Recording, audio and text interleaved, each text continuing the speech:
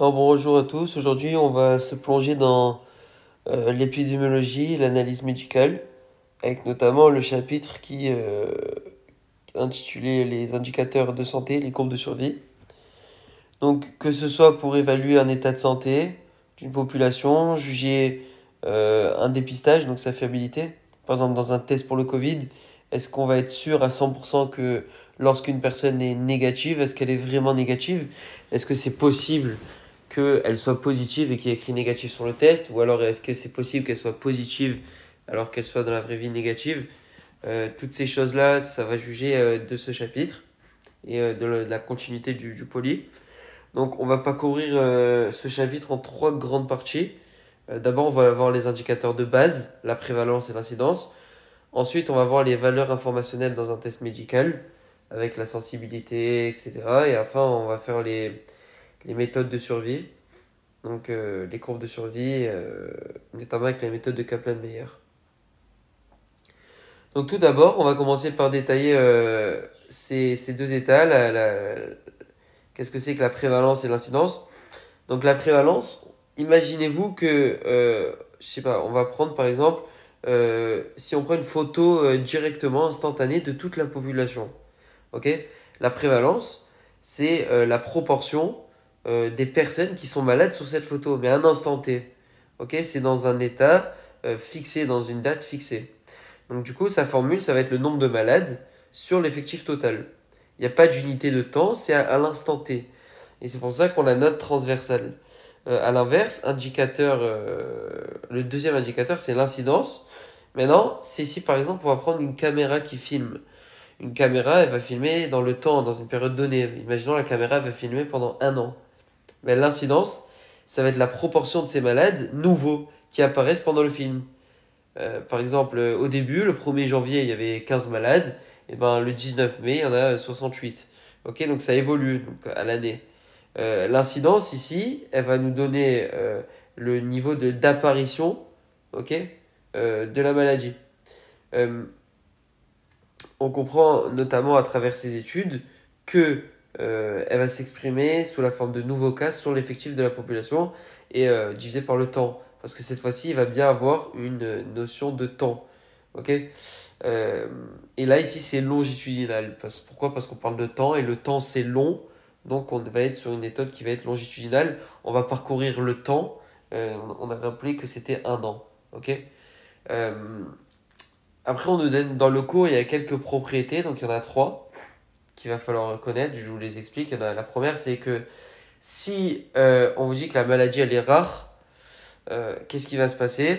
C'est qu'il va falloir un gros échantillon pour estimer correctement la maladie. Ok. Si je vous dis que fumer amène un cancer du poumon, il ne me faut pas 1 milliard de personnes pour le prouver. Ok. C'est fiable et c'est clair. Maintenant, si je vous dis, si moi je vais devant un. Les exemples sont gros textes, mais c'est vraiment pour que vous compreniez. Si par exemple, moi maintenant je vais devant un promoteur ou un médecin pour faire mon échantillon, pour faire un essai clinique, il me dit pourquoi. Ben, je dis, ben, moi j'ai remarqué que j'ai deux copains qui ont mangé des dragibus et ils ont eu le Covid. Donc le mec il va me regarder, il va me dire, mais qu'est-ce que tu racontes? Deux copains qui ont mangé des dragibus et ont eu le Covid, c'est pas rien de dire. Par contre, si je reviens le voir, je lui dis, regarde, j'ai 1 million de personnes qui ont mangé des dragibus et qui ont eu le Covid. Ok. C'est bizarre. Donc, on va commencer à faire des études. Donc, plus c'est rare, alors que la maladie, personne ne la connaissait. Donc, d'avoir le Covid par rapport à des dragibus, personne n'y croyait. Ok. Mais c'est vraiment pour vous donner une idée. L'exemple, il est gros, il est faux. Mais c'est vraiment pour que vous compreniez. Donc, plus c'est rare, plus il faut un gros échantillon pour que ça soit crédible.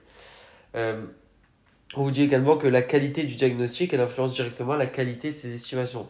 Il faut que l'échantillon il soit au hasard. Tout ça, ça revient au chapitre 2 justement, et au chapitre 1 de notre cours, de notre poly. Donc si c'est de la qualité, ben, ça influence ben, les estimations. Et ensuite, on vous dit qu'entre l'incidence et la prévalence, il va avoir une relation qui nous dit que prévalence est égale incidence fois durée. Pourquoi? Parce que l'incidence, elle est divisée par le temps. Et si on fait fois la durée, donc le temps, ça se simplifie. Et donc, on retrouve la prévalence. C'est tout. Maintenant, on va voir les valeurs informationnelles dans un test médical. Donc, qu'est-ce qui va se passer maintenant? On va passer aux tests eux-mêmes. Bon, on sait déjà qu'un test, il n'est jamais parfait, hein. On sait très bien que si, par exemple, pour l'exemple du Covid, c'est très probable que je me fasse tester positif au Covid, sachant que je n'ai pas le Covid. Ok? Enfin, c'est très probable. C'est pas très probable, mais c'est déjà arrivé. Ok? Euh, voilà. Après, c'est possible aussi que je me fasse tester négatif alors que je sois malade, hein. Et du coup, je me balade dans la nature tranquillement avec le Covid à la place d'être confiné. Donc toutes ces choses-là, c'est ce qu'on va relier dans un tableau à 4 cases, avec positif, négatif, etc.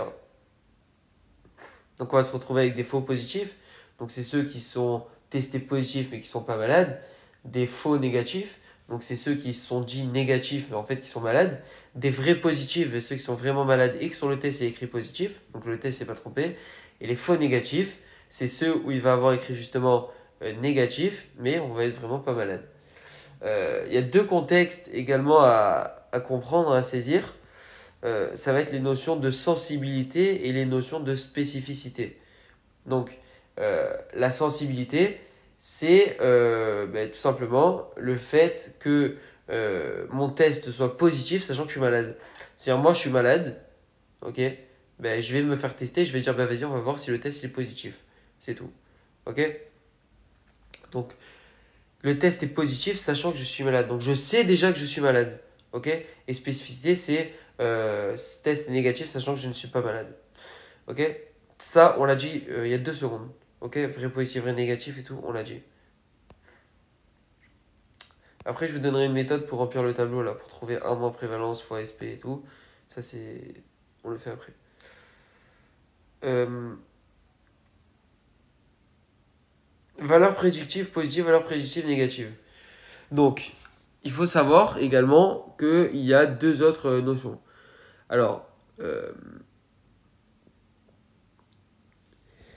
la valeur prédictive positive, c'est le fait d'être malade sachant qu'on est testé positif. Donc c'est l'inverse en fait de la sensibilité. Enfin l'inverse, la formule tournée, hein.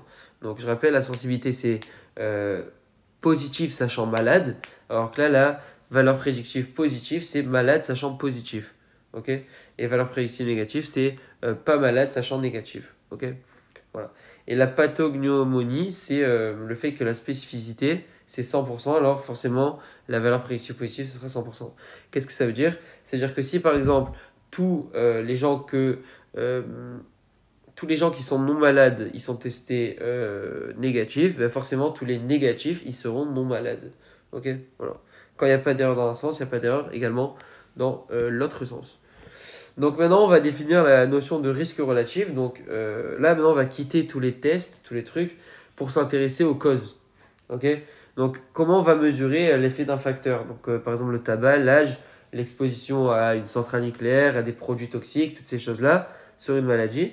Donc l'outil principal ici, ça va être le risque relatif. Il se calcule en mettant en évidence des malades, des non-malades, des exposés, des non-exposés, à travers différentes formules. Ok? Et si par exemple là on vous dit que pour le risque relatif, il faut faire la proportion des malades sur les exposés. Ok? Divisé par la proportion de la maladie sur les non exposés. Donc si le risque relatif est supérieur à 1, ça va être un facteur de risque. S'il est égal à 1, ça fait neutre. S'il est inférieur à 1, ça fait protecteur. Je m'explique. Imaginons, je vous dis, il y a 100 personnes à ma droite, 100 personnes à ma gauche. Les 100 personnes à ma droite, euh, ils ont été exposés au tabac. Ok? Donc, je répète. Il y a 100 personnes à ma droite, 100 personnes à ma gauche. J'ai oublié de préciser, hein. Les 200, ils ont des cancers du poumon. Ok? Par exemple. Donc, les 100 personnes à ma droite, je sais qu'il y en a 60 qui fument constamment. Alors qu'à ma gauche, il n'y en a aucun qui fume.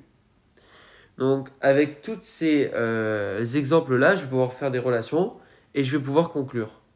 Si le nombre de fumeurs est supérieur au nombre de non-fumeurs, mais sachant que les fumeurs, ils ont le cancer du poumon, eh ben, je vais me retrouver avec une fraction qui va être un résultat supérieur à 1. Ok? Donc, je pourrais mettre en évidence que la cigarette est un facteur de risque. Ce n'est pas la cause, c'est un facteur de risque. Ok? Donc ça, c'est important à comprendre. Euh, voilà. Égal à 1, ben, si par exemple je dis, ben, ok, moi maintenant je suis là, il y a celui-là qui a été exposé à la cigarette, celui-là qui a été exposé à la cigarette, les deux ils ont rien. Donc ça veut dire que j'ai 100 personnes à côté de moi, ils ont été exposés à la cigarette, 100 personnes à côté de moi, ils n'ont pas été exposés à la cigarette, et ben les deux ils se portent de la même manière. Il n'y en a aucun qui est plus malade que l'autre. Et ben là je pourrais dire que RR est égal à 1, c'est un facteur neutre. Ok? Si par exemple je dis RR inférieur à 1, c'est quoi? Mais c'est l'inverse, un facteur protecteur. C'est-à-dire qu'il y a beaucoup plus de personnes qui se portent bien une fois qu'ils ont fumé que de personnes qui se portent bien normalement. Donc du coup, on va faire une fraction et on va avoir quelque chose qui va être inférieur à 1, tout simplement. Et voilà, attention, on nous dit attention, c'est un facteur de risque, mais ce n'est pas la causalité. On ne pourra jamais dire que la cigarette est la cause du cancer du poumon. Ok, c'est un facteur de risque. Ok, c'est pas tous les cancers du poumon qui sont dus à la cigarette. Ok, c'est important comme notion. Maintenant, on va voir les différents types d'enquêtes pour le risque relatif. Donc, il y a les enquêtes simples. On va prendre par exemple un seul gros échantillon, ok, je sais pas moi, de personnes qui sont représentatives de la population, et on va les croiser à l'exposition et à la maladie. Maintenant, on va faire les enquêtes exposées non exposées. Donc, enquête exposée non exposée, ou alors appelée cohorte, ok, c'est un synonyme, mais on va prendre deux groupes. On suit dans le temps deux groupes. Un groupe qui a été exposé par exemple au soleil et un groupe qui a été non exposé au soleil. Les deux au début ils sont sains. Et après on va comparer qui va développer par exemple un cancer un mélanome ou un carcinome épidermoïde, tous ces trucs, tous ces cancers de la peau dans le temps. Ok? Et à la fin on va dire ah ok. Ben, il y a eu dans le groupe des personnes qui n'ont pas été exposées au soleil, il y a eu 2 cancers sur 100. Et dans le groupe des personnes qui ont été exposées au soleil, il y a eu 20 cancers sur 100. Donc, qu'est-ce qu'on pourra dire? Ben, il y a 10 fois plus de chances d'avoir un cancer de la peau si on s'expose au soleil. On fait quoi? Ben, 20 sur 2, tout simplement. Ok. Maintenant, on va aller aux enquêtes cas témoins. Donc, le cas témoin, ici, on ne pourra pas faire le risque relatif. On va aller sur l'autre ratio parce que on va pas avoir directement, c'est pas exposé non exposé. Là, on va avoir des cas. Ok. Donc, on va prendre un groupe de malades ben, qui sont eux les cas et un groupe de non malades qui sont eux les témoins et on va les interroger. Et donc, on va aller voir des gens qui ont le cancer de la peau. On va avoir des gens qui ont également le cancer de la peau. On va leur dire alors, toi, comment tu l'as attrapé? Est-ce que toi, tu as été exposé au soleil? Est-ce que toi, tu n'as pas été exposé au soleil? Et à la fin, je vais me retrouver avec 100 personnes qui ont un cancer de la peau qui ont été exposées au soleil et 10 personnes qui ont un cancer de la peau mais qui n'ont pas été exposées au soleil. Donc, je pourrais mettre en évidence un tas de relations et un tas de conclusions. Ok? Voilà. Et on vous dit que ici, c'est l'odd ratio qui est une très bonne approximation quand la maladie elle est rare. Notamment dans ce cas ici. À présent, on pourra mettre en évidence un ensemble de, de, comment on appelle ça, de notions. Il faut juste que je retrouve où il est. Ok. Imaginons, on a ce tableau. Ça, c'est un screen d'exercice. Ok. Il va falloir apprendre à lire ce tableau. Donc, on va se retrouver avec comme un kit de survie pour parler des patients qui entrent et qui sortent. Donc là, on va avoir une date de début, une date de fin à ma gauche et à ma droite, et je vais avoir un ensemble de sujets. Les sujets, c'est les patients. Ok. Quand ils sont en carré, c'est qu'ils sont morts. Quand ils sont ronds, c'est qu'ils sont vivants. Carré, mort, rond, vivant. Ok, bon, vous savez. Du coup, qu'est-ce qu'on pourra définir? On pourra définir la date d'entrée, donc c'est la date à laquelle les patients ils entrent dans l'étude. Ok, c'est tout con, mais c'est comme ça. La date de début, c'est la date du début, c'est pas pareil. Ok, la date du début, on va dire c'est le 1er juillet. Moi, si je veux rentrer dans l'étude le 1er mars, ben, ma date d'entrée, ce sera le 1er mars. Ok, donc ce sera pas forcément ma date du début de l'étude. Je peux très bien rentrer dans l'étude après.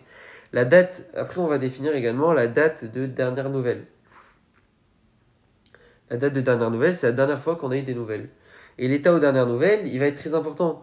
À cette date, il va être soit vivant, soit décédé. Donc, on pourra faire également. Et le but ici, ça va être de faire des observations complètes. Les observations complètes, il va falloir que le patient soit décédé avant la fin de l'étude.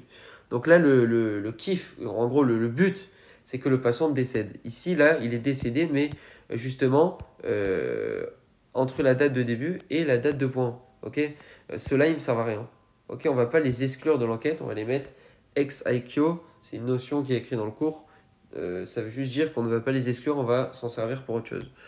Mais le but ici, c'est qu'ils décèdent entre les deux traits qui sont verticaux. Les exclus vivants, c'est le patient qui est toujours en vie à la fin de l'étude. Okay, il est exclu de l'enquête, mais il est vivant, comme celui-là, par exemple, le troisième, le sujet 3. Les perdus de vue, ben, ça va être tous ceux qui étaient vivants la dernière fois, mais c'était avant la fin de l'étude.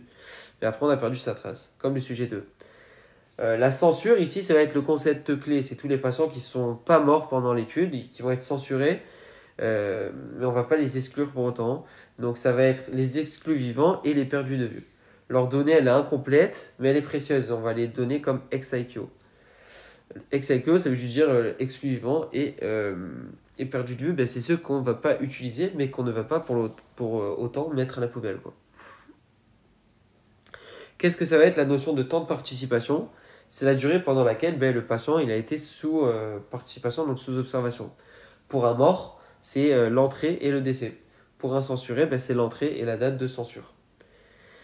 Maintenant, on va pouvoir parler de la méthode de Kaplan-Meier. Donc, la méthode de Kaplan-Meier, c'est une méthode qui a été mise en lumière pour les maladies graves. Donc, la question centrale, c'est quel est le pronostic? Okay, quel est le temps de combien de patients survivent? Okay, c'est l'analyse de la survie, si on veut. Donc, ça se représente sous forme de tableau. Et c'est l'analyse de survie. On comprend ici que l'outil principal, c'est la fonction. Voilà, j'ai retrouvé la photo. Donc maintenant, on reprend. C'était la méthode de Kaplan-Meier. Ok, donc c'est une méthode qui est, on va dire, qui va nous permettre de calculer toutes les probabilités de survie. En prenant en compte les censures, en prenant en compte, c'est sous forme de tableau comme ça, hein, en prenant en compte le nombre de vivants, le nombre de décès, etc. Donc comment ça fonctionne? On va lister tous les temps où un décès survient. Okay, donc TI, le temps. Donc, là, c'est des mois, donc 6 mois, 12 mois, 18 mois et tout. Et on vous dit que pour chaque patient, je vous laisse les formules en haut, mais je vais tout vous expliquer. Pour chaque patient où il y a un décès, on va regarder combien de patients étaient encore à risque juste avant ce temps. Ok. Ensuite, on pourra calculer la probabilité de survie. Donc, et après, on va pouvoir calculer la survie cumulative. Donc, ST, ça va être la fonction de survie. Et en multipliant toutes les probabilités. Donc, maintenant, on va expliquer. On a un tableau avec 0 mois, 6 mois, 12 mois, 18 mois. Ok, ST, c'est la fonction de survie à droite. 1, quand on dit qu'à TI 0, c'est-à-dire 0, donc le début, il y a 1. C'est-à-dire quoi? C'est-à-dire que tout le monde est là, ok? C'est logique. Enfin, 1, ça veut dire que tout le monde est là. 1, c'est 100, c'est 100%. Ok? Tout le monde est là, c'est très bien. Et au fur et à mesure qu'on avance dans le temps, on va voir que cette fonction, elle est décroissante. Pourquoi? Ben, c'est normal. Comme dans la vie, hein, plus on avance, plus il y a des gens qui meurent. Mais là, c'est pareil. 18 mois, on est à 0,2, c'est-à-dire qu'à la fin, il ne reste que 20 personnes. Et forcément, plus mon temps tend vers l'infini, plus ma fonction tend vers 0. Okay, parce que si je vais dans 200 ans, il n'y aura plus personne qui sera vivant sur mes 100 personnes. Okay, maintenant, on va vous dire comment on trouve tous ces chiffres. Okay, ben, le E, là, comment on le fait?